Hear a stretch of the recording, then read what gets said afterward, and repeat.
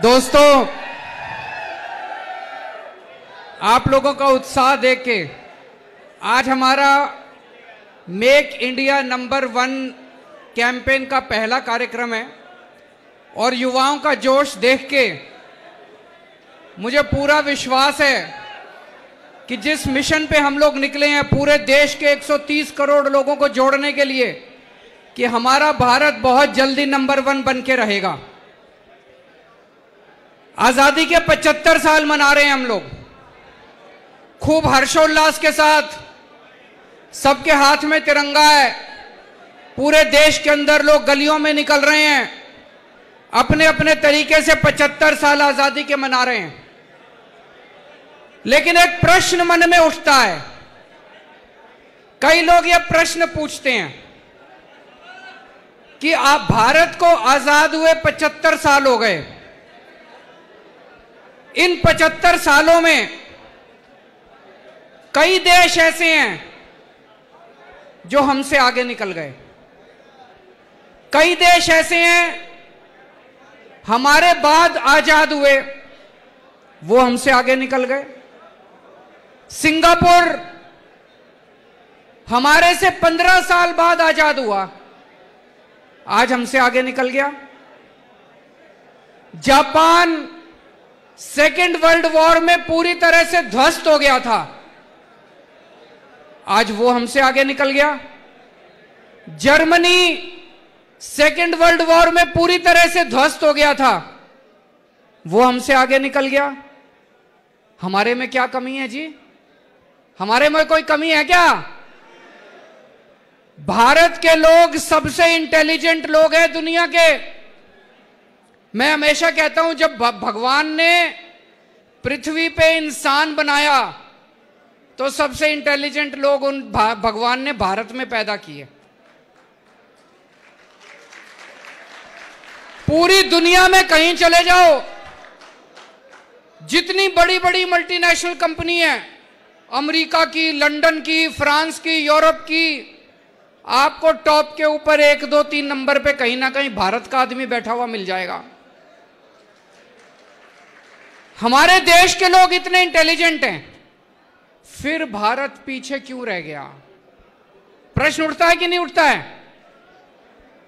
हमारे पास best engineer हैं, best doctor हैं, बेस्ट वकील हैं, बेस्ट किसान हैं, फिर भी भारत पीछे रह गया। क्यों भारत पीछे रह गया? 75 साल में इन पार्टियों ने और इन नेताओं ने गंदी राजनीति करने के सिवा कुछ नहीं किया। अगर इन नेताओं के और इन पार्टियों के भरोसे देश छोड़ दिया तो अगले 75 साल भी हम पीछे रह जाएंगे। इसलिए मैंने तय किया है, पूरे देश में घूमेंगे, 130 करोड़ लोगों को जोड़ेंगे। जिस दिन 130 करोड़ लोग इकट्ठे हो गए मुट्ठी की तरह, भारत को दुनिया का सर्वश्रेष्ठ राष्ट्र बनने से कोई नहीं रोक सकता। भारत को दुनिया का सबसे शक्तिशाली राष्ट्र बनने से कोई नहीं रोक सकता। आज से 75 साल पहले हम इकट्ठे हुए थे, अंग्रेजों को उठा के बाहर फेंक दिया हमने देश से। एक बार फिर इकट्ठे हो जाओ सारे जने, हम फिर से दुनिया का नंबर 1 देश बन सकते हैं। आज आप सब लोगों की ऊर्जा देख के मुझे बहुत अच्छा लग रहा है। आपसे पूछना चाहता हूं, आपके हिसाब से भारत को नंबर 1 देश बनाने के लिए क्या क्या करना चाहिए? इसी से शुरुआत करते हैं। ये पूरा खुली बातचीत है, मैं आपसे पूछूंगा, आप मेरे से पूछो, खुली बातचीत है। तो पहला प्रश्न मैं आपसे यह पूछता हूं कि आपके हिसाब से क्या भारत नंबर 1 देश बन सकता है? कितने साल में बन सकता है? कैसे बन सकता है? हाथ खड़े करो, आपके पास माइक आ जाएगा। नमस्कार सर। नमस्कार, अपना नाम बताओ। सर मेरा नाम शुभम राणा है और मैं कुरुक्षेत्र से स्पेशली आप लोगों से बातचीत करने के लिए आया हूँ। बहुत बहुत धन्यवाद, बहुत बहुत स्वागत है। ये उपलब्धि जो आप लोगों ने हमें दी है देश की बात करने की, शायद ही बहुत ही कम हमें अवसर मिलते हैं। और मैं सर लॉ का छात्र हूँ अभी और फाइनल लॉ स्टूडेंट हूँ। सर मैं कहना चाहूँगा कि नंबर 1 बनाने के लिए इंडिया को सबसे पहले हमें आप जैसे लोगों की जरूरत है। और जो युवा आज यहाँ पे एकत्रित हुए हैं, उन युवाओं की हमें सख्त जरूरत है, क्योंकि जो युवा पीढ़ी है आज की, उनमें वो मुकाम हासिल करने की शक्ति है जो शायद हम किसी भी प्रकार की भी परिस्थिति में या किसी सुविधा से वंचित रह के हम वो मुकाम हासिल नहीं कर पा रहे हैं। अगर हम बात करें छात्रों की, मानिए आज छात्रों के हितों में जो सरकारें फैसला ले रही हैं वो बहुत ही घृणा करने वाली चीज़ें हैं।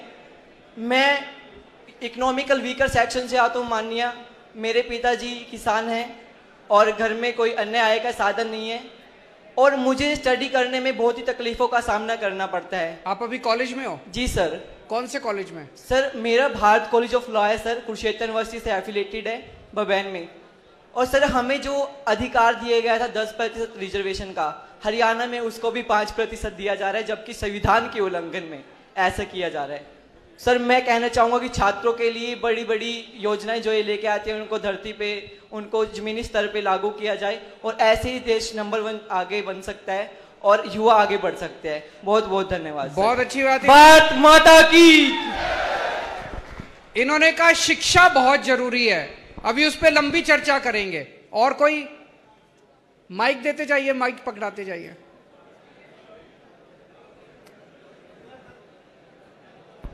नमस्कार सर। सर 2 चीजें हैं, ईमानदार राजनीति और शिक्षा पे ध्यान जो आप दे रहे हो, उससे राष्ट्र नंबर 1 बन सकता है। धन्यवाद। अब 2 मिनट के लिए अपने साथ पंजाब के अपने नए सीएम भगवंत मान साहब हैं।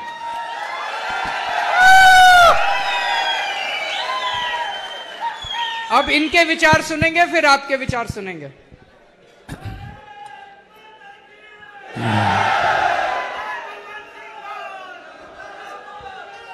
आज हिसार में स्पेशली यूथ के एक बहुत बड़े इकट्ठ में, बहुत बड़ी ऊर्जा में आकर मुझे खुशी मिली। पंजाब में भी जो युवा है वो युवा शक्ति ने ही आम आदमी पार्टी को आगे बढ़ाया। और मैं आपको बताना चाहता हूं कि पंजाब में 92 एमएलए, 92 एमएलए आम आदमी पार्टी के जीते हैं 117 में से। उन 92 में से अगर हम एवरेज एज निकालें तो 39 इयर्स बनती है। यानी कि इतनी यंग सरकार देश में और कोई नहीं है। हमारे 26 साल के, 27 साल के युवा युवतियां एमएलए हैं, 28 साल के, 30 साल के, 31 साल के लड़के लड़कियां एमएलए हैं। ये सिर्फ और सिर्फ आम आदमी पार्टी कर सकती है, क्योंकि रामलीला ग्राउंड से जब आम आदमी पार्टी निकली तो उन्होंने, अरविंद जी ने यही कहा था, राजनीति करने नहीं, राजनीति सिखाने आए हैं। और इन्होंने सिखा भी दिया कि यूथ को अब ये भरोसा हो गया कि मैं भी कुछ बन सकता हूं, मेरा भी इस देश में तरक्की में कोई योगदान हो सकता है। तो यूथ जो है वो देश को आगे लेके जाएगा। हम बड़े गर्व से कहते हैं, बड़े मान से कहते हैं कि India is the youngest country on the earth. है भी, हमारी 65% पॉपुलेशन जो है वो 35 साल से नीचे है, गर्व से कहते हैं। लेकिन इसको रिवर्स सोचो, अगर उनकी एनर्जी पॉजिटिव वे में इस्तेमाल हो गई तो इंडिया नंबर 1 बन जाएगा। अगर उस यूथ की एनर्जी तो रहेगी यूथ में, लेकिन अगर वो एनर्जी हम इस्तेमाल प्रॉपर तरीके से नहीं कर पाए तो वो यूथ जो है भटक जाएगा, वो बुरी संगत का शिकार हो जाएगा, जो गैर सामाजिक तत्व हैं उनके साथ मिल जाएगा। तो मैं एक एग्जांपल देनी चाहता हूं। जहाज बहुत बड़ा होता है, 747, 777, 787 बोइंग का, 350 पैसेंजर्स, उनका सामान, खुद का वजन, लगभग 1.25 लाख लीटर तेल लेकर वो दिल्ली के एयरपोर्ट से उड़ जाता है, इतनी ताकत होती है उसके इंजनों में। लेकिन वो जहाज जब एयरपोर्ट के गेट पर खड़ा होता है तो उसकी ताकत जीरो होती है, क्योंकि जहाज के यहां बैक गियर नहीं होता। अब बैक वो खुद हो नहीं सकता, कोई और उसको बैक नहीं कर रहा, आगे वो जा नहीं पा रहा, तो क्या जहाज रह गया। फिर एक ट्रैक्टर आता है छोटा सा, वो ट्रैक्टर उस जहाज को ऐसे पीछे करके उसको ऐसे मोड़ देता है, तो जहाज को रनवे नजर आ जाता है। तो जहाज फिर ट्रैक्टर को कहता है कि थैंक यू वेरी मच, अब आपका काम खत्म, मेरा काम शुरू। अब मेरे इंजनों पर मुझे यकीन है, मैं अब खुद उड़ूंगा। मेरे देश के युवा, चाहे वो हिसार का है, चाहे संगरूर का है, चाहे जींद का है, चाहे नरवाना का है, टोहाना का है, जाखल का है, कहीं का भी है, मेरे देश के युवा की शक्ति पर मुझे कोई शक नहीं है। बहुत ताकत है आपके जोश में। लेकिन दुख की बात यह है कि हमारा जो यूथ है वो एक जहाज की तरह गेट पर खड़ा है। कोई नेता या कोई टीचर या कोई गाइड ऐसा नहीं मिल रहा जो उसको रनवे दिखा दे। बड़ी खुशकिस्मती से मैं ये कहने जा रहा हूं कि अरविंद केजरीवाल के रूप में एक ट्रैक्टर मिल गया है जो यूथ को रनवे दिखा देगा, यूथ को रनवे दिखा देगा। आगे उड़ना काम यूथ का है कि कितना ऊंचा उड़ना है और कितनी दूर जाना है। सो यूथ जो है, युवा शक्ति जो है, उसको आज इग्नोर नहीं कर सकते। स्टार्टअप के प्रोग्राम चल रहे हैं। पहले सिर्फ डॉक्टर, इंजीनियर और पायलट, बस 3 काम होते थे हमारे। अब तो कुछ भी कर लो, स्टार्टअप्स में इतना कुछ मिल रहा है। पंजाब में 5.5 महीने हुए हैं अभी सरकार बने हुए, हमने स्टार्टअप्स की इतनी कंपनियों को लेके आ रहे हैं। हम लेके आओ, हम उनको माहौल देंगे। क्यों पंजाब का यूथ जो है, क्यों हरियाणा का यूथ जो है, वो बेंगलोर में जाके अपना स्टार्टअप शुरू करे, वो पुणे में जाके शुरू करता है, वो मुंबई में जाता है, वो सिलिकॉन वैली एसएफओ में जाता है। क्यों जाए वहां पे? जोमैटो फरीदकोट का एक लड़का उसने शुरू की, फ्लिपकार्ट पंजाबी उसका आइडिया, ओला सानेवाल लुधियाना के पास उसका। लेकिन उनके हेड ऑफिस कहां है? पंजाब से बाहर, देश से बाहर, क्योंकि यहां हमें मौका नहीं मिलता वो प्रॉपर। हम काम करना चाहते हैं अपने देश के लिए, अपनी मिट्टी के लिए, लेकिन कोई मौका तो दे। मौका ही नहीं मिलता, हमें इधर उधर देखना पड़ता है। तो मैं ये कहना चाहता हूं, 5.5 महीने की सरकार ने, हमने ये किया कि जितनी भी इंडस्ट्री आएगी उसमें टेक्नीशियन चाहिए, सब चाहिए, सब हमारे पंजाब से, हरियाणा से, देश से आप लो। लेकिन होना चाहिए प्रोडक्ट, होम प्रोडक्ट। अभी हमारे गुड़ से इतनी चीजें बना रखी हैं। कुछ कल मैं एक इनोवेशन प्रोग्राम में गया था, गुड़ से इतनी चीजें कि आप यकीन नहीं कर सकते कि गुड़ से भी इतनी चीजें बन सकती हैं, और वो कई $1 मिलियन की कंपनी चला रहे हैं। तो आपके पास बहुत से आइडिया हैं, आप आइडिया से भरे हुए हों, लेकिन वही बात है कि आइडिया के लिए प्लेटफॉर्म चाहिए। प्लेटफॉर्म कौन देगा? वो जुमले वाले तो देंगे नहीं भाई साहब। अभी जुमलों की फैक्ट्री ऑन हो गई है, उसमें नए नए जुमले बन रहे हैं आने वाले दिनों के लिए। देखा जा रहा है किस जुमले से भावनाएं भड़केंगी, किस जुमले से धार्मिक भावनाएं भड़केंगी, किस जुमले से लोग ये होंगे वे होंगे। हम जुमलों वाली पार्टी नहीं है। हम तो जो कहते हैं वो कर देते हैं, जो नहीं कर सकते वो भी कह देते हैं कि भी ये नहीं हो सकता हमसे।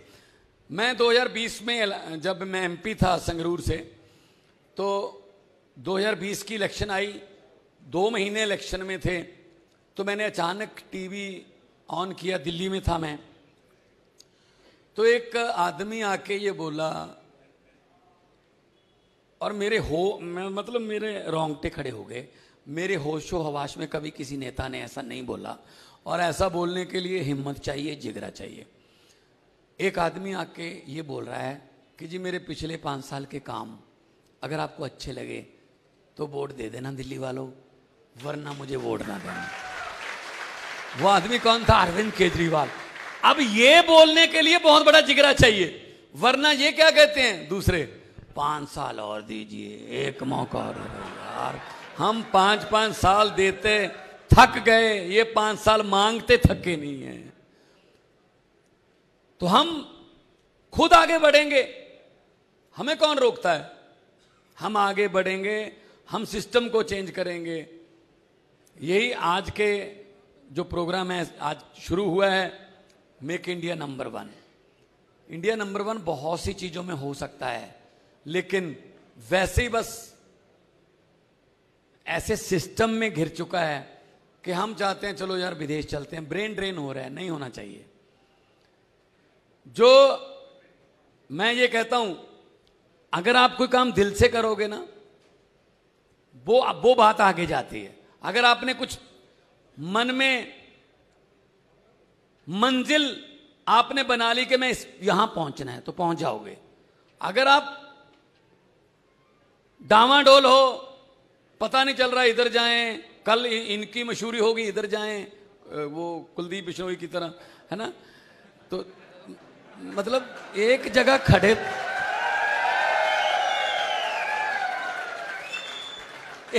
खड़े रहो भाई, कोई तो स्टैंड हो। अब दूध वाले के मोटरसाइकिल की तरह ये थोड़ी है कि जिधर को टेढ़ा कर दिया वहीं उधर रुक गए। स्टैंड तो होना चाहिए ना, कि मेरा ये स्टैंड है, मेरा ये मोटिव है, मेरा ये मंतव्य है, मेरा ये एजेंडा है। तो लोगों की झूठ जो अभी तक हमें नेता मिले, उनसे हमें झूठ मिला कि यार नेता है, ये झूठ बोल रहा होगा। मतलब ये परसेप्शन बन गई कि नेता है यार, झूठ ही बोल रहा होगा। क्योंकि हमें 15-15 लाख हर खाते में आने के वादे मिले, हमें नोटबंदी के बाद पता नहीं क्या क्या के वादे मिले, तो फिर हमारा वो और भी पक्का होता गया यकीन कि नेता हैं, झूठ बोल रहे होंगे। मैंने एक सीडी में एक स्टायर किया था, पॉलिटिकल व्यंग किया था कि नेताओं ने एक लग्जरी बस किराए पे की दिल्ली से, 30-35 हमारे देश के नेता विदाउट एनी सिक्योरिटी बस में, सिक्योरिटी जो थी वो सिविल में रोड पे लगाई और मनाली घूमने के लिए जा रहे हैं। अब लोगों का कैसे विश्वास उठ गया नेताओं से कि ये झूठ बोलते हैं, सिर्फ झूठ बोलते हैं। इसकी बड़ी अच्छी उदाहरण है, तो बस जा रही थी, तो अंबाला के बाद राजपुरा में क्रॉस किया पंजाब में, तो राजपुरा के पास बस एक गड्ढे में पलट गई। अब सिक्योरिटी ने सर्च करना शुरू किया कि इस पॉइंट से तो आगे चली गई थी, इस पॉइंट तक पहुंची नहीं, इन दोनों पॉइंट्स के बीच में है। तो वहीं एक किसान काम कर रहा था खेतों में, तो उनसे पूछा, उस किसान से पूछा गया कि आपने ये बस इस कलर की, इस नंबर की देखी है? किसान ने कहा हाँ देखी थी, इस गड्ढे में पलट गई थी। तो सिक्योरिटी वालों ने पूछा कि अब कहाँ गई? वो कहते जी मैंने उसके ऊपर मिट्टी डाल दी। तो सिक्योरिटी वालों ने पूछा इसका मतलब जो उसमें सवार सभी 30-35 नेता थे वो सभी मर गए थे क्या? तो किसान ने कहा कि नहीं नहीं, सभी नहीं मरे थे, अभी 20-25 जोर जोर से चिल्ला रहे थे कि हम अभी जिंदा हैं, हमें बाहर निकालो। मैंने सोचा नेता हैं, झूठ ही बोल रहे होंगे, मिट्टी डालो।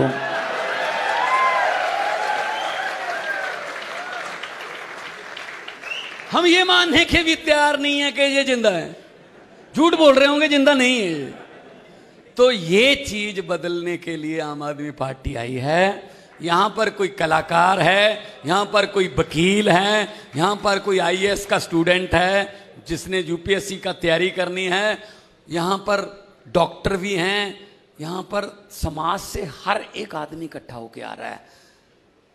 9वीं 10वीं 11वीं 12वीं अरविंद केजरीवाल जी की हिसार में हुई है। हिसार के स्कूल में 9वीं 10वीं 11वीं 12वीं जब पढ़ रहे होंगे तब किसी ने सोचा होगा कि ऐसा बच्चा जो पूरे देश की राजनीति का रुख पलट देगा वो यहां पढ़ रहा है। तो कहीं से भी टैलेंट निकल सकता है, लेकिन मौका चाहिए। मैंने पूछा सीएम साहब से।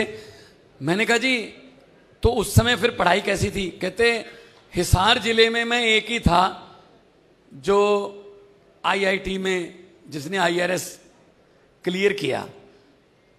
हिसार जिले में एक ही था जिन्होंने क्लियर किया वो टेस्ट। लेकिन अब उनकी सोच और उनके इरादों से बने हुए स्कूलों से दिल्ली में एवरेज हर स्कूल से 4 निकल रहे हैं, हर स्कूल से। तो इसका मतलब क्या हो गया?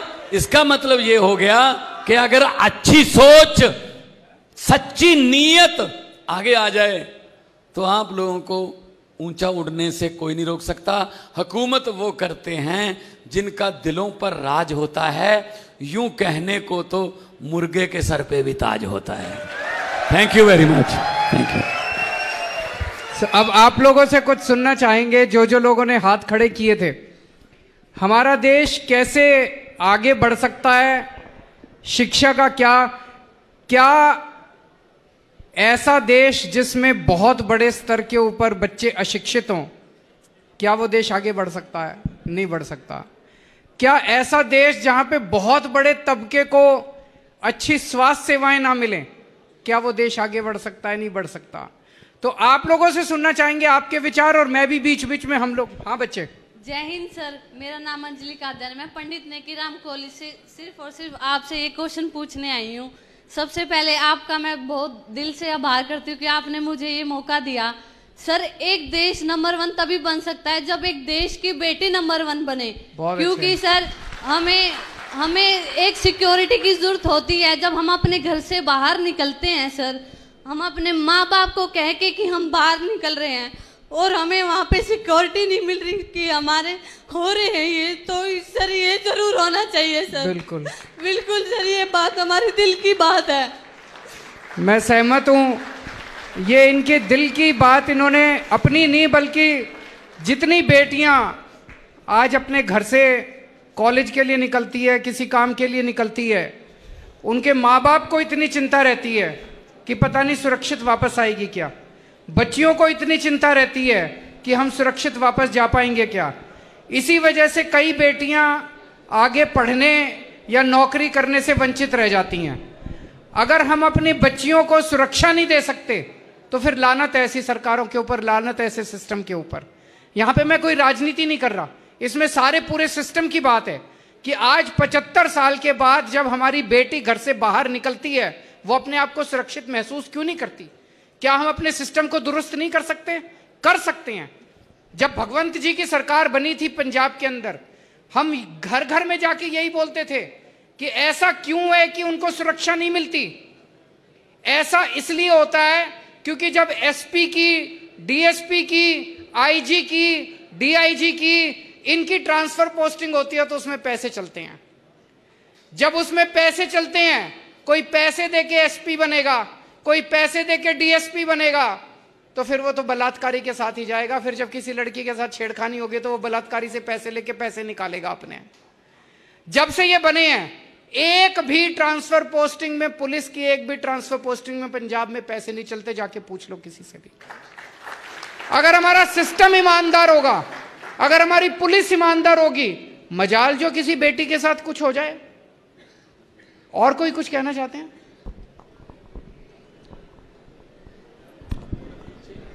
सर, सबसे पहले नमस्कार आपको। मेरा नाम नितिन वर्मा है और सर हम आपकी आवाज़ सुनने के लिए सर हम आपके बहुत थैंकफुल हैं सर। आज सबसे पहले सर, कहाँ से हो सर? मैं रोहतक से हूँ और सर मैं गवर्नमेंट जॉब करता था, मैंने गवर्नमेंट जॉब छोड़ी है। और सर मेरा क्वेश्चन सर अरविंद सर आपसे है कि सर जिस प्रकार हमारे रोहतक में पीजीआई कर्मचारी लगने के लिए करीबन 3 लाख रुपए तक देने पड़ते हैं भ्रष्टाचार के उसमें सर, तो क्या सर इसका कभी अंत हो पाएगा? दिल्ली में हो गया, पंजाब में भी हो गया। Thank you sir. Thank you. ईमानदार सरकार चाहिए। Thank you so much sir. मैं आप लोगों के साथ कुछ एक्सपीरियंसेस शेयर करना चाहता हूं। मेरे ऊपर आरोप लगता है कि केजरीवाल शिक्षा फ्री में क्यों देता है। केजरीवाल दवाइयां फ्री में क्यों देता है, लोगों का इलाज फ्री में क्यों कराता है? ये तो फ्री भी है, फ्री भी है, फ्री भी है, फ्री भी है, फ्री की रेवड़ी है। एक चीज बताओ, मैं अपने पैसे से तो दे नहीं सकता, मेरे पास तो पैसा है नहीं। दिल्ली सरकार ने कोई कर्जा नहीं लिया कहीं से, एक भी पैसे का कर्जा नहीं है हमारी सरकार के ऊपर। दिल्ली सरकार घाटे में नहीं चल रही, जब से हमारी सरकार आई है नफे में चल रही है, पॉजिटिव चल रही है सरकार। हमने क्या किया? हमने करप्शन खत्म कर दिया।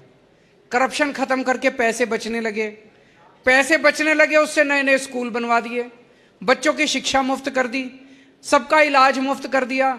फिर जब और पैसे बच गए तो बिजली भी मुफ्त कर दी, फिर और पैसे बच गए तो सड़कें भी बना दी और पानी भी मुफ्त कर दिया। तो भ्रष्टाचार खत्म, पहले कहते थे क्या भ्रष्टाचार खत्म हो सकता है? हो सकता है, करके दिखाया है। दिल्ली में भी किया है, अब पंजाब में करके दिखा रहे हैं।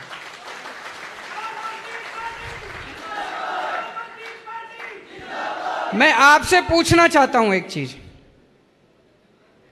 आज हमारे देश में एक माहौल ऐसा बन गया है जैसे हरियाणा के अंदर पिछले कुछ दिनों में इन्होंने 105 सरकारी स्कूल बंद कर दिए। कर दिए कि नहीं कर दिए? ठीक किया कि गलत किया? आज सरकारी स्कूल में आदमी बड़ी मजबूरी में अपने बच्चे को भेजता है, जब उसके पास बिल्कुल भी पैसा नहीं होता। इन्होंने पहली चीज तो सरकारी स्कूलों की हालत इतनी खराब कर दी, बेड़ा गर्क कर रखा इन्होंने सरकारी स्कूलों में। देश के अंदर 10.5 लाख सरकारी स्कूल हैं, इनमें से 80% सरकारी स्कूल कबाड़ खाने से भी ज्यादा खराब है इनकी हालत। तो जो बच्चे जाते हैं सरकारी स्कूलों में वो मजबूरी में जाते हैं, क्योंकि उनके पिताजी के पास पैसे नहीं होते, उनके घर में पैसे नहीं होते पढ़ाने के लिए, और वो स्कूल भी बंद करते जा रहे हैं। देश के अंदर जगह जगह अलग अलग राज्यों में सुन रहा हूं मैं, यहां इतने स्कूल बंद कर दिए, यहां 1000 स्कूल बंद कर दिए, यहां 1500 स्कूल। तुम अगर स्कूल बंद करते जाओगे तो गरीब अपने बच्चों को कहां भेजेगा?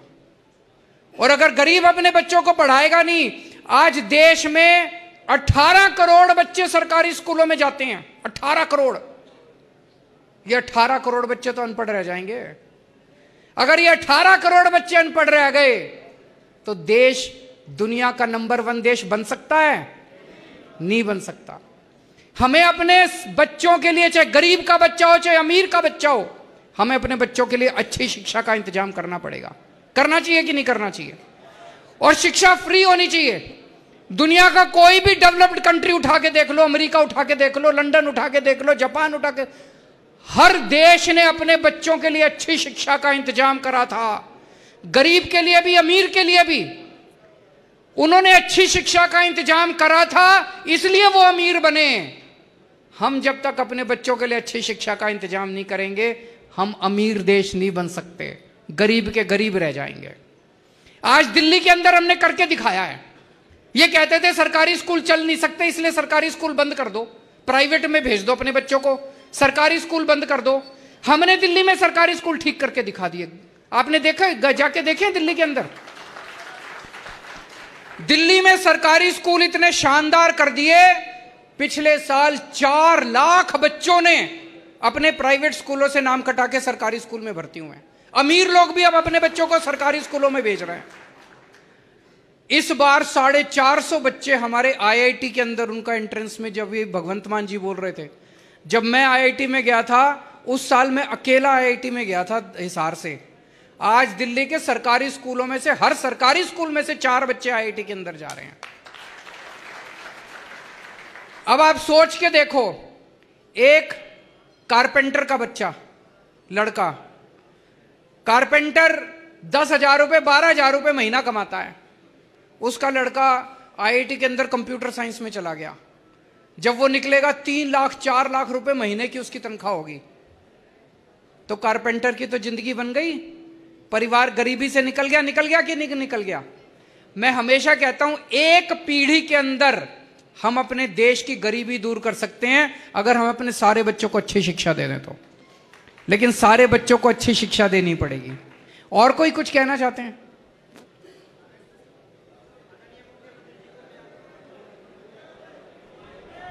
माइक देते जाओ जल्दी जल्दी। हेलो, नमस्ते सर। नमस्ते सर। सर किधर है? अच्छा हेलो। हाँ सर मेरा नाम लोकेश है और मैं नजफगढ़ से हूँ। रोहतक एमडी यूनिवर्सिटी में मैं पढ़ाई करता हूँ। सर मेरा सवाल आपसे ये रहेगा कि आप दिल्ली और पंजाब में बिजली पानी मुफ्त दे रहे हैं जो कि लोगों की बेसिक नीड है, लेकिन सर हमारे देश में संसाधनों की कमी है और मैं पूछना चाहता हूँ कि आप बिजली पानी को आगे कैसे टैकल करेंगे। और इसके साथ साथ एक चीज़ और पूछना चाहता हूँ, मेक इंडिया नंबर 1 में बिजली पानी का क्या योगदान रहेगा? देखो, ये आजकल जो आप अखबारों में भी पढ़ते होंगे कि कुछ लोगों का कहना है कि बिजली फ्री क्यों दे रहे हो जी, पानी फ्री क्यों दे रहे हो। अभी तक नेता क्या करते थे? पैसे खूब कमाते थे, भ्रष्टाचार करते थे, अपने पैसे स्विस बैंक में ले जाते थे। जनता को कहते थे, आप कुछ भी काम कराने जाते थे, कहते थे पैसा नहीं है, सरकार घाटे में चल रही है, पैसा नहीं है, सरकार घाटे में चल रही है। हम लोगों ने सरकार बनाने के बाद देखा कोई घाटे में नहीं चल रही, सरकार के पास बहुत पैसा है, सारा पैसा चोरी कर रखा इन्होंने। उस पैसे को बचाना चालू किया हमने। दिल्ली के अंदर हर काम में पैसा बचाते हैं और वो जो पैसा बचा उससे हमने गरीबों की बिजली मुफ्त कर दी, उससे हमने जनता का पानी मुफ्त कर दिया, लोगों के स्कूल बनवा दिए, अपने अस्पताल, खूब मोहल्ला क्लिनिक बनाया इन्होंने। 100 मोहल्ला क्लिनिक बना दिया अभी 5 महीने के अंदर, दवाइयां मुफ्त कर दी। आप जितने भी डेवलप्ड कंट्री उठा के देख लो, अभी मैं देख रहा था जर्मनी ने अपने सारे नागरिकों का पूरा ट्रैवल फ्री कर दिया। बड़े बड़े जितने, कई सारे देश ऐसे हैं जिन्होंने पूरी शिक्षा मुफ्त की हुई है अपने बच्चों की, कई सारे देश ऐसे हैं जिन्होंने पूरी स्वास्थ्य सेवाएं मुफ्त की हुई हैं अपनी, कई सारे देश ऐसे हैं जिन्होंने यात्रा मुफ्त की हुई है अपने लोगों की। तो आप मुफ्त तभी कर सकते हो जब आप ईमानदार सरकार चला रहे हो। जो सरकारें मुफ्त नहीं करती इसका मतलब उनकी नीयत खराब है, वो पैसे कमाना चाहती है, स्विस बैंकों में लेना चाहती है।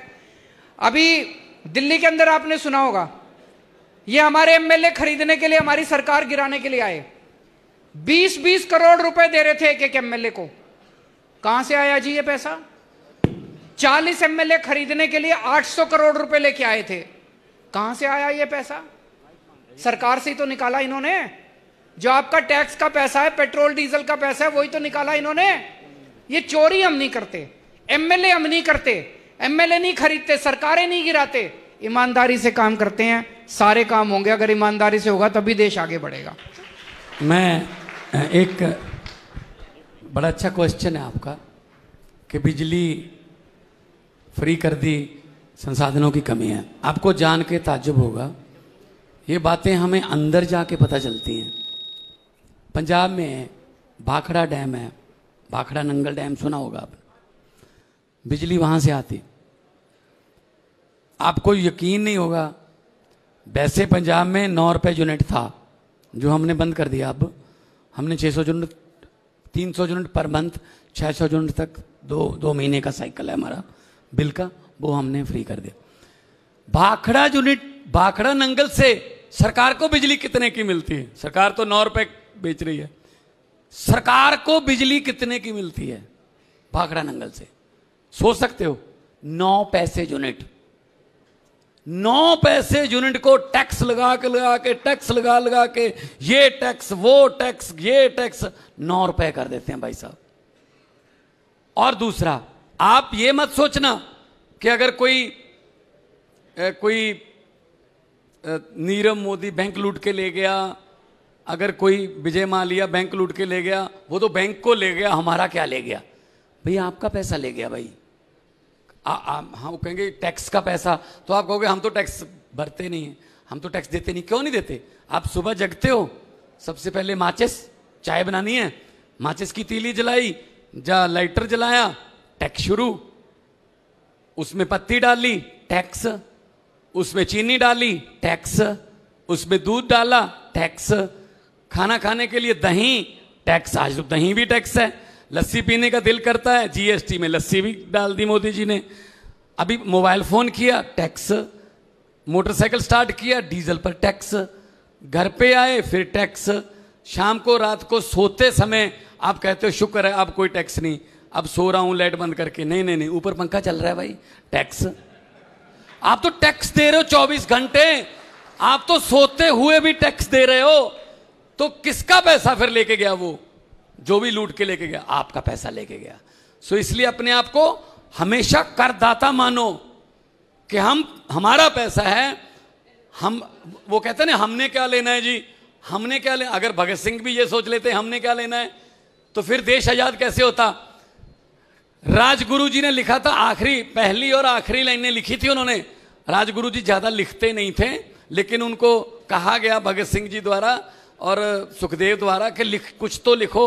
तो आखिरी दिन फांसी से आधा घंटा पहले 2 लाइनें लिखी थी राजगुरु जी ने, पूना के थे, हिंदी में 2 लाइनें लिखी थी कि हम भी जी सकते थे चुप रहकर, हम भी जी सकते थे चुप रहकर, हमें भी मां बाप ने पाला था दुख सहकर। ये बातें लिखी, आधे घंटे में फांसी हो गई।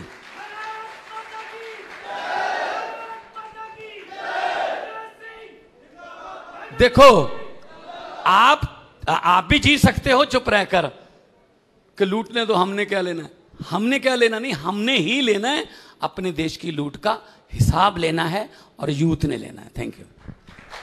हाँ जी, और कोई? सर नमस्कार। हाँ जी सर, मेरा नाम ज्योति अलावत है। मैं पंजाब यूनिवर्सिटी चंडीगढ़ से पीएचडी कर रही हूँ। मैं हरियाणा के एमएलएज और एमपीज की मेंटल हेल्थ पे काम कर रही हूँ, जो कि पूरे भारतवर्ष की पहली रिसर्च है। तो मेंटल हेल्थ पे जी सर। तो मैं अपने डेटा कलेक्शन के दौरान बहुत सारे एमएलएज और एमपीज से मिली हूँ, हरियाणा के लगभग सबसे ही मिली हूँ। तो कोई कहता है भारत को विश्व गुरु बना देंगे, कोई इंडिया को नंबर 1 बना देंगे।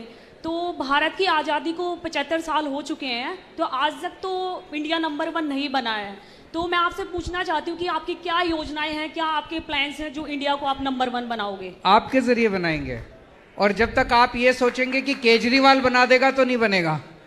मैं इसीलिए मैं आपको एक उदाहरण देता हूँ। अभी 3 दिन पहले एक डॉक्टर भरत हैं बाड़मेर से, उनसे मैंने बात की। वो मेडिकल डॉक्टर हैं, बहुत गरीब परिवार से आते हैं, बहुत रिमोट विलेज में रहते थे। किसी तरह से माँ बाप के उससे पैसे इकट्ठे करके उन्होंने मेडिकल कर ली।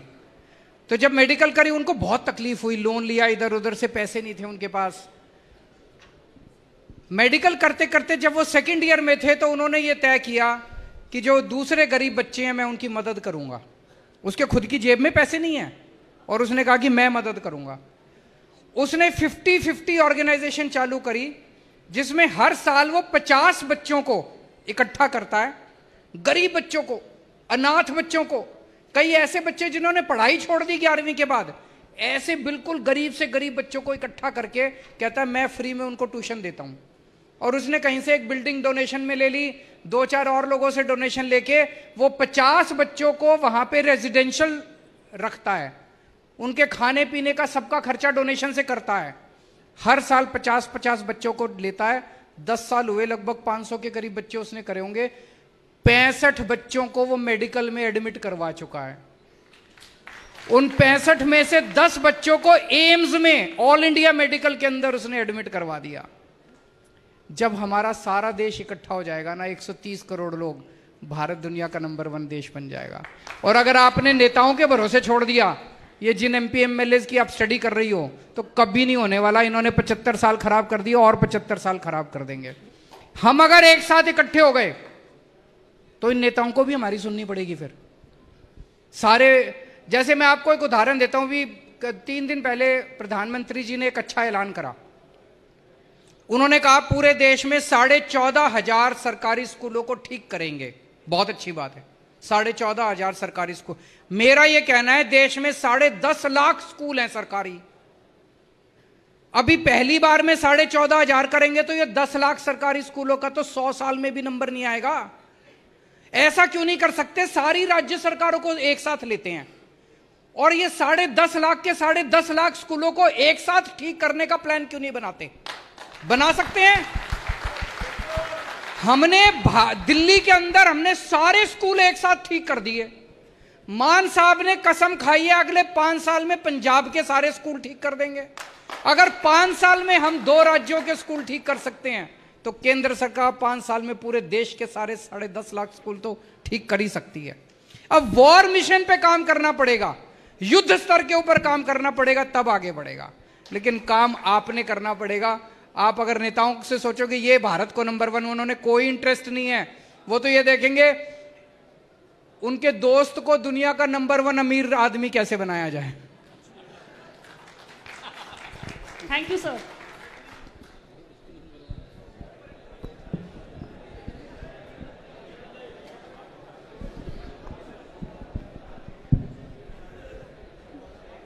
नमस्ते सर। कहाँ पे हैं? हाँ जी सर, जैसे कि हमारे इनकी हरियाणा में 105 स्कूल बंद हो चुके हैं, तो इसमें आगे शिक्षा कैसे बढ़ाई जाएगी? आप उसी स्कूल से हो किसी से? आप क्या कहाँ क्या करते हो? गवर्नमेंट पीजी कॉलेज से हिसार। पीजी कॉलेज से। तो इनका प्रश्न है कि 105 स्कूल जो बंद हुए हैं, ये कहते हैं कि 105 स्कूल इसलिए बंद करे क्योंकि वहां पे बच्चे कम आते थे। बच्चे कम क्यों आते थे जी? बच्चे कम इसलिए आते थे क्योंकि उन्होंने स्कूल कबाड़ा कर दिया, सबने अपने बच्चे निकाल लिए। मैं चैलेंज करता हूं आज उन 105 स्कूलों में आप शिक्षा अच्छी कर दो, सारी फैसिलिटी दे दो, देखो बच्चे बढ़ जाएंगे। और अब इन्होंने हरियाणा में और उल्टा कर दिया कि आप अगर अपने बच्चों को प्राइवेट स्कूल में भेजोगे तो सरकार उनको सब्सिडी देगी, स्कूल वालों को सारी फीस देगी, 1100 रुपए 800 रुपए महीना आपकी। और अगर आप सरकारी स्कूल में भेजोगे तो 500 रुपए महीना आपको देने पड़ेंगे। कितने गरीब बच्चे हैं जिनके माँ बाप के पास 500 रुपए महीना देने को हैं? फिर तो लोगों को अपने बच्चों को निकालना ही पड़ेगा स्कूलों से। तो आज देश के अंदर जरूरत यह है कि सरकारी स्कूल और बहुत ज्यादा बढ़ाए जाएं और उनको भी अच्छा बनाया जाए, ना कि सरकारी स्कूलों को बंद किया जाए। इसके हम सख्त खिलाफ हैं। आदरणीय मुख्यमंत्री जी को मेरा नमस्कार। नमस्कार। मेरा नाम प्रथम शर्मा है और मैं हिसार जिले का रहने वाला हूं। मेरे मत के अनुसार जब तक मेरे देश का युवा बेरोजगार है तब तक हम इंडिया नंबर 1 नहीं बन सकता। बिल्कुल बिल्कुल सही बोल। और हरियाणा प्रदेश में तो यह स्थिति और बेहतर हो गई है। हरियाणा प्रदेश में जो एम्प्लॉयमेंट रेट है वो 30% है। पूरे देश में एम्प्लॉयमेंट रेट 37% है जी, 37% है। तो आज तक कोई भी सरकार इस रेट को कम नहीं कर पाई है और यह दिन ब दिन बढ़ रहा है। कैसे बढ़े, कैसे ठीक होगा? या तो सरकार कुछ ऐसे योजनाएं लाए जिससे ये रोजगार बढ़ सकें, या फिर स्टार्टअप कंपनीज आए, या बाहर की कंपनियां, कुछ मल्टीनेशनल कंपनी भारत में आए ताकि रोजगार बढ़ सके। सारे काम करने पड़ेंगे। रोजगार कैसे मिल सकता है? बिल्कुल सही कहा। जब तक हमारे हर युवा के पास अच्छा रोजगार नहीं होगा, भारत नंबर 1 देश नहीं बन सकता। केवल भाषणबाजी रहे। गलत तो नहीं कह रहा? हर युवा के पास अच्छा रोजगार होना चाहिए। रोजगार अच्छा कैसे मिलेगा? कोई बताना चाहेगा रोजगार कैसे मिलेगा? हाँ जी, कोई? Yes sir. Here sir, here ये। हेलो। हाँ जी, तिरंगा। हाँ जी, तिरंगा तिरंगा। हाँ जी सर, एक्चुअली मेन तो सोर्स जो होता है जॉब का या किसी भी चीज का, वो होती है शिक्षा। अगर शिक्षा अच्छी है तो ऑटोमेटिकली जॉब अच्छी मिलेगी, डिग्री अच्छी है जॉब अच्छी मिलेगी। बिल्कुल। बट सर क्या होता है कि डॉक्टर भीमराव अंबेडकर ने बोला था इक्वालिटी, बट सर अब इंडिया में इक्वालिटी नहीं रही है। अब क्या हो गया है, SC BC वालों को पहले सीटें मिल जाती है, जर्नल वाले रह जाते हैं। तो क्या सर हमें बचपन से ये हमारे माँ बाप को ये बोलना चाहिए कि तुम जर्नल में पैदा हुए हो तो तुम्हें पढ़ाई हार्ड करनी है, या तुम्हें किसी और चीज में इंटरेस्ट नहीं लेना, सिर्फ तुम्हें पढ़ाई करनी है, जब भी तुम्हें कॉलेज में जाके एडमिशन मिलेगा? ऐसा जरूरी है क्या सर? भीमराव अंबेडकर जी ने इक्वालिटी इसलिए रखी थी क्योंकि उस टाइम पे SC BC वालों को नीचे बिठाया जाता था, उन्हें शिक्षा देने का हक नहीं था। बट अब क्या होता है कि जर्नल वाला 80% लेके लाइन में खड़ा होता है, SC BC वाले 50% लेके सीटें ले लेते हैं। मेरे साथ खुद ऐसा हुआ था सर। मैं गुड़गांव से हूँ, सेक्टर 9 से। हमारे यहाँ पे सेक्टर 9 PG कॉलेज है। मेरी 12th क्लियर हुई, मेरे घर वालों ने बोला तेरी परसेंटेज अच्छी नहीं आई। सर मेरी परसेंटेज थी 75 कॉमर्स विद इको से। मैं एडमिशन लेने गया, मैंने सर 15 दिन चक्कर काटे, मेरे कट ऑफ में नाम आता था, मेरी जगह SC BC वाले 50-50, 45% पे सीट ले जाते थे। फिर सर मुझे रेगुलर में एडमिशन नहीं मिला, मैंने अपना 1 साल ड्रॉप किया। मैंने इग्नू से करा, इंदिरा गांधी यूनिवर्सिटी से, ओपन यूनिवर्सिटी से। फिर सर मेरे को वहाँ एडमिशन मिला, वहाँ मेरे को साथ साथ फिर जॉब भी करनी पड़ गई। अब मेरी सर ग्रेजुएशन आधी रह गई है, और सर मैं अब इंडिया बुल्स में वर्किंग था, वो नोएडा शिफ्ट हो गई है, मेरी जॉब भी छूट गई, मेरे पास डिग्री भी नहीं है। तो क्या हम जर्नल वालों को अब क्या ऐसे पढ़ाई करनी चाहिए कि हाँ तुम जर्नल से हो तो तुम पढ़ाई करते जाओ, लास्ट में आके SC BC वाले सीटें ले जाएंगे? यही क्वालिटी थी सर भीमराव अंबेडकर जी की।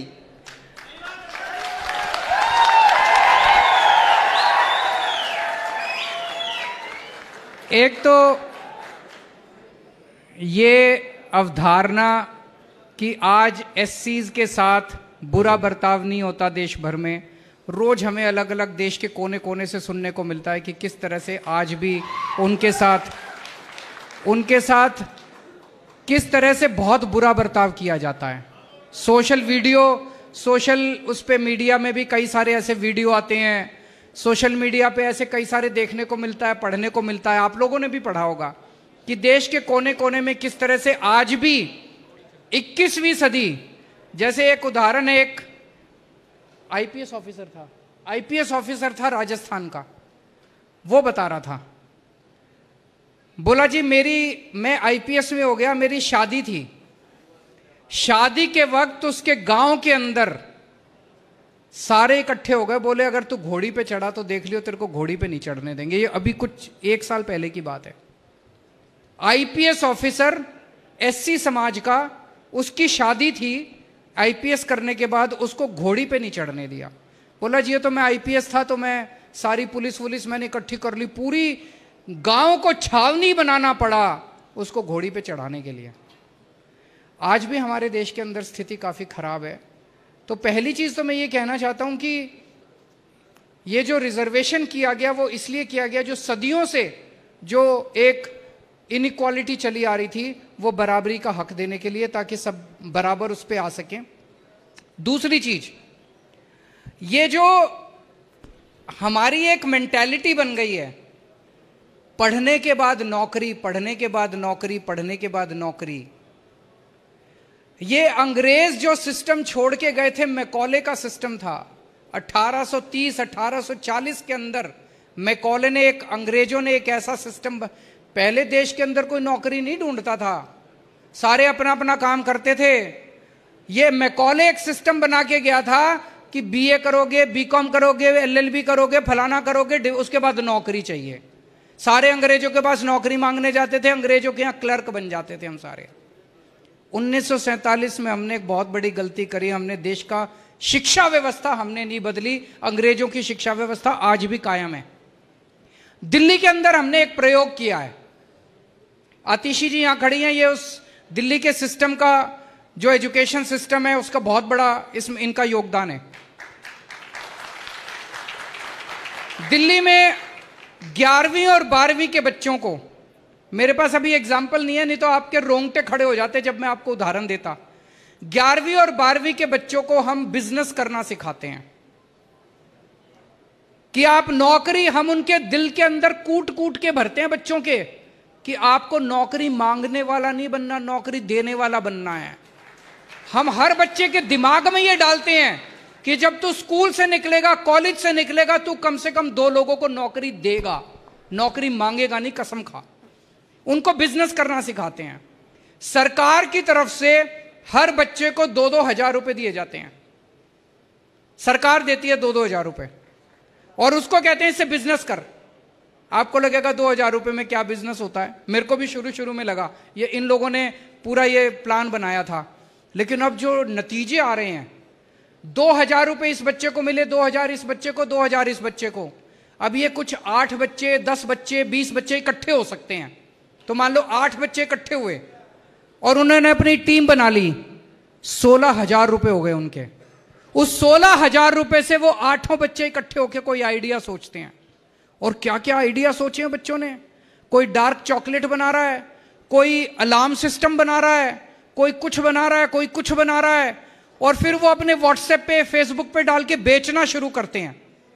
ऐसे 52,000 टीम्स बन चुकी है दिल्ली के सरकारी स्कूलों के अंदर, 52,000।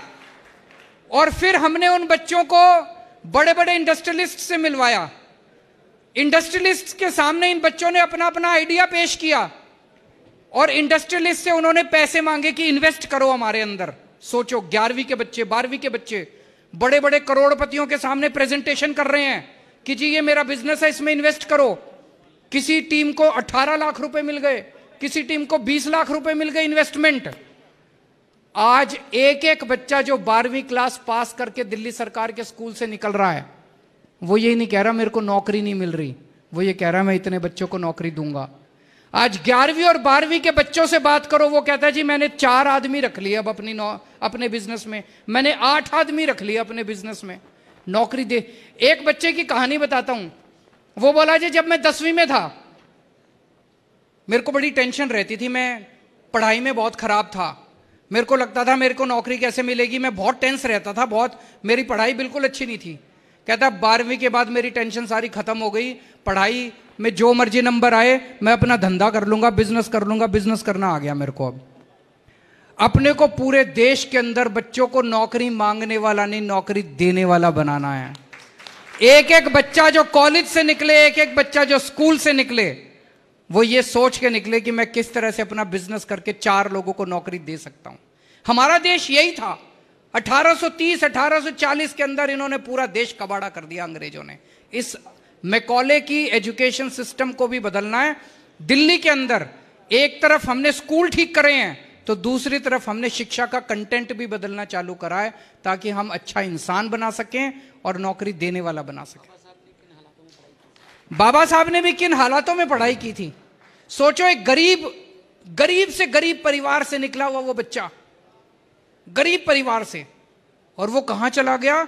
अमेरिका में कोलंबिया यूनिवर्सिटी में पीएचडी करने के लिए।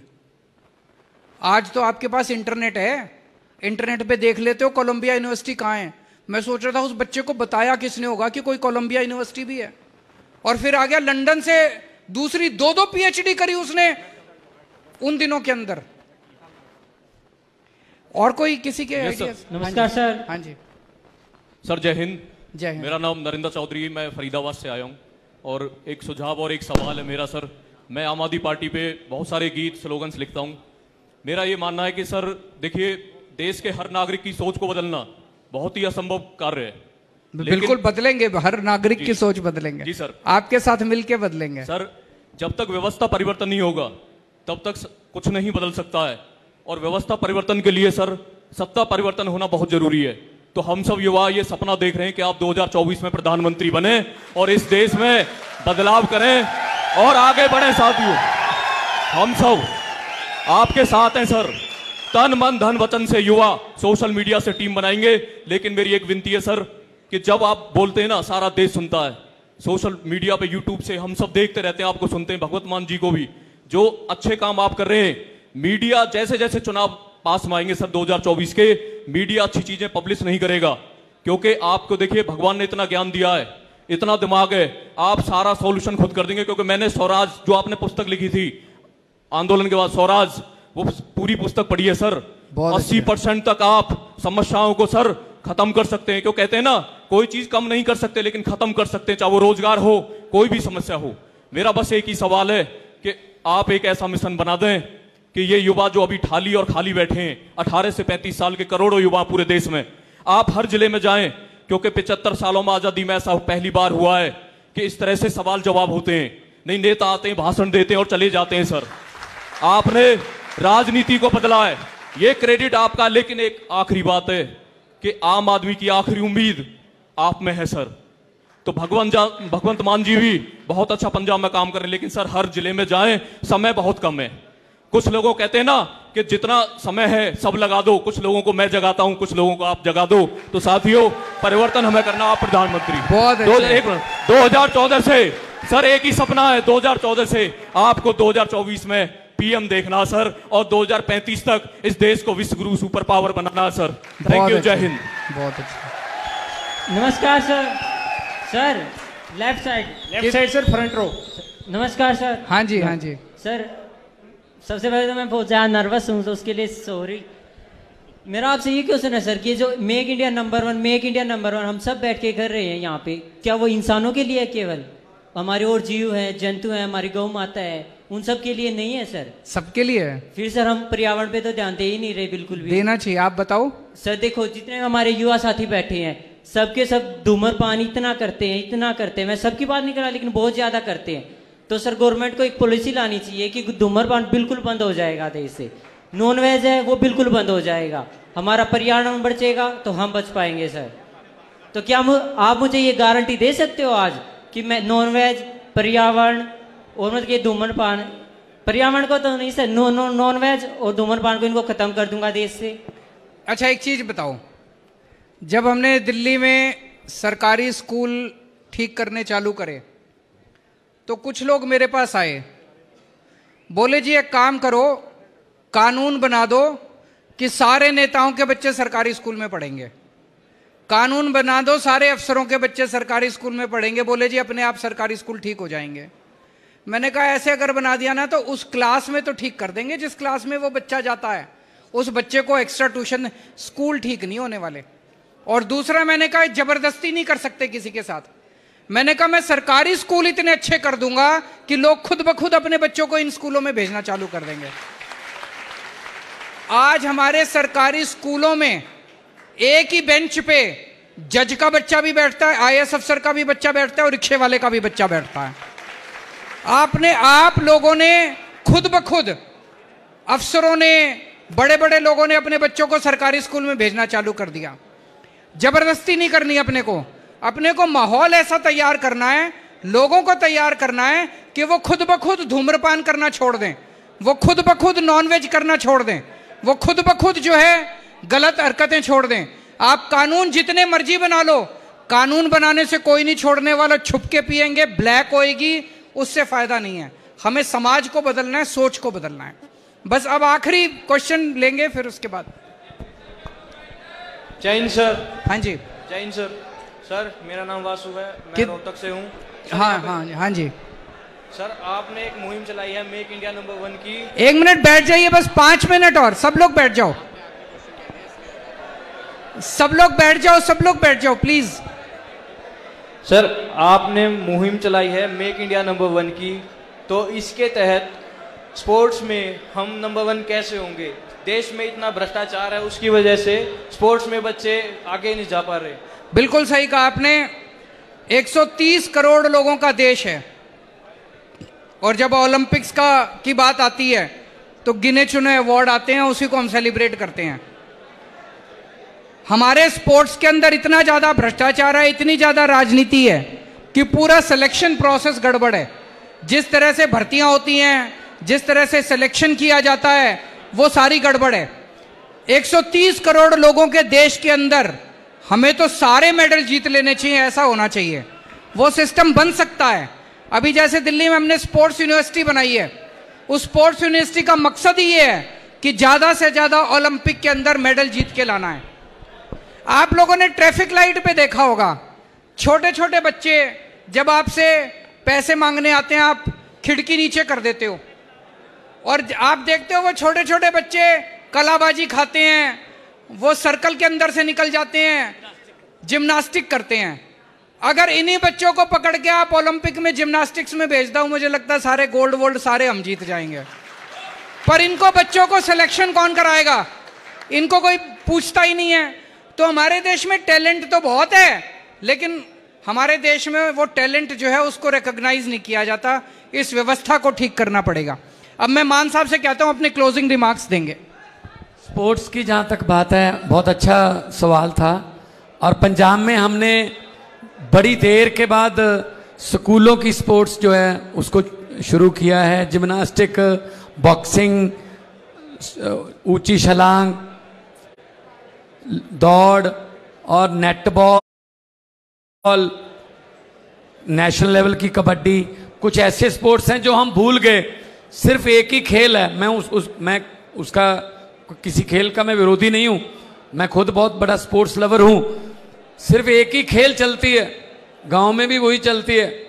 लेकिन हमारे बच्चों में इतना टैलेंट, अगर कोचेस मिल जाएं, इंफ्रास्ट्रक्चर मिल जाए, हमारे बच्चे फौज में भर्ती होने के लिए नंगे पैर, हरियाणा के बच्चे भी, पंजाब के बच्चे भी नंगे पैर रात को जीटी रोड पर अपनी जिंदगी को खतरे में डालकर एक्सरसाइज करते हैं, प्रैक्टिस करते हैं, फौज में भर्ती होना है जी। कारण क्या है? अगर उनको स्टेडियम मिल जाए तो वो स्टेडियम में अपनी प्रैक्टिस करें, ना कि ये किसी लिंक रोड पर या किसी जीटी रोड पर एक्सीडेंट होते हैं, दुर्घटनाएं होती हैं। तो पंजाब बड़ा भाई है, हरियाणा छोटा भाई है। हम लोग खेलों में बहुत ज्यादा आगे बढ़ सकते हैं और उसके लिए हमें चाहिए सच्ची नीयत। और आईटी सेक्टर में हम आगे बढ़ सकते हैं और कोई भी ऐसा क्षेत्र नहीं है यहां हम आगे नहीं बढ़ सकते। बस वही है, सच्ची नीयत जो है वो चाहिए।